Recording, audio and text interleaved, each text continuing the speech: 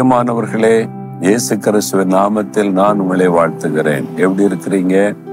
இந்த வருஷத்துக்கு தான் ஆண்டவர் வாக்கு கொடுத்திருக்கிறார்ல, அந்த வாக்குத்தத்தத்தின் ஆசீர்வாதத்தை நீங்க கேட்டு பெற்றுக்கொள்ளணும். சரி, இந்த ரொம்ப இடம் அழகா இருக்குதுன்னு பாக்குறீங்களா?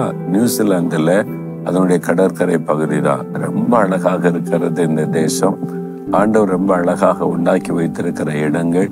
அதை நீங்களும் பார்த்து சந்தோஷப்படணும்னு சொல்லி தான் இங்க நின்று கொண்டு பேசுகிறேன். சரியா? சரி, இன்றைக்கு ஆண்டவர் எனக்கு என்ன வார்த்தை வைத்திருக்கிறார் நினைக்கிறீங்களா?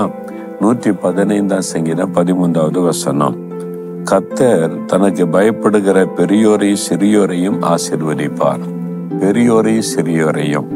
ஒரு குடும்பம் இருந்தா அதுல பெரியவங்களும் இருப்பாங்க, சிறு பிள்ளைகளும் இருப்பாங்கல்ல. அப்ப சிறு பிள்ளைகளுக்கு ஒரு ஆசீர்வாதம் வேறு, பெரியவங்களுக்கு ஒரு ஆசீர்வாதம் வேறு. சிறு பிள்ளைகளுக்கு நல்ல ஆரோக்கியம் இருக்கணும். அடிக்கடி சிக்காயிருக்கக்கூடிய சூழ்நிலை இருக்குல்ல, ஆரோக்கியம் இருக்கணும். பிள்ளைகளுக்கு ஞானம் வேணும். பிள்ளைகளுக்கு ஒரு திறமைகள் பெருகணும், தாளந்துகள் பெருகணும். அவங்கள ஆண்டவர் ஆசீர்வதிக்கணும். பிள்ளைகளுக்கு ஒரு ஆசீர்வாதம். பெரியவங்க இருந்தா கையிட்டு செய்கிறது ஆசீர்வதிக்கப்படணும், வருமானத்தில் ஆசீர்வாதம் இருக்கணும், ஆண்டவருடைய பாதுகாப்பு இருக்கணும். இப்படி ஒவ்வொருத்தருக்கும் ஆசீர்வாதம் வித்தியாசப்படும்.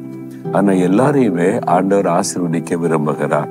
சிறு பிள்ளைகளை இயேசுகிட்ட பெற்றோர் தாய்மார் கொண்டு வந்தாங்களா, சீஷர்கள்லாம் தடுத்தாங்க. சின்ன பிள்ளைகள் டிஸ்டர்ப் பண்ண வேண்டான்னு இயேசு துக்கப்பட்டு சிறு பிள்ளைகளை கொண்டு வாங்க, தடை பண்ணாதுங்கன்னு சொல்லி குழந்தைகள் மீது கரம் வைத்து ஆசீர்வதித்தான்னு வேதத்தில் எழுதியிருக்கல. அப்ப சிறு பிள்ளைகள் மீது கரம் வைத்து ஆசீர்வதிக்கிற ஆண்டவர். அப்போ இயேசுடைய கரம் தொட்டுட்டாலே பிள்ளைகள் பரிபூர்ண ஆசீர்வாதத்தை பெற்றுக்கொள்ளுவாங்க, சுகம் பெற்றுக்கொள்ளுவாங்க, ஞானத்தை பெற்றுக்கொள்ளுவாங்க, திறமைகளை பெற்றுக்கொள்ளுவாங்க. ஆண்டவர் எல்லா விதத்தில் ஆசீர்வதிப்பாங்க. பெரியவர்களாகிய உங்களுக்கு ஒரு ஆசீர்வாதம் தேவைதானே? நான் கைட்டு செய்யறதெல்லாம் ஆசீர்வதிக்கப்படணும்னு நினைக்கிறீங்கல்ல, ஆண்டவர் ஆசீர்வதிப்பார். அதான் ஒரு குடும்பத்தில் இருக்கிற எல்லாரையுமே ஆசீர்வதிக்க ஆண்டவர் விரும்புகிறார். ஆனா கர்த்தருக்கு பயப்படணும். கர்த்தருக்கு பயப்படுகிற பெரியோரையும் சிறியோரையும் ஆசீர்வதிப்பான்னு சொல்லியிருக்காருல. கர்த்தருக்கு பயம் இருக்குதா? ஆண்டவருக்கு குறித்த பயம் இருந்தா நம்ம பாவத்துக்கு விலகி வாழுவோம். அதுதான் உண்மையா கர்த்தருக்கு பயப்படுகிற பயம். அப்ப ஆண்டவருக்கு பிரியமில்லாதெல்லாம் செய்து கொண்டு கர்த்தருக்கு நான் பயப்படுறேன்னு சொன்னா அது பொய்யான காரியம்.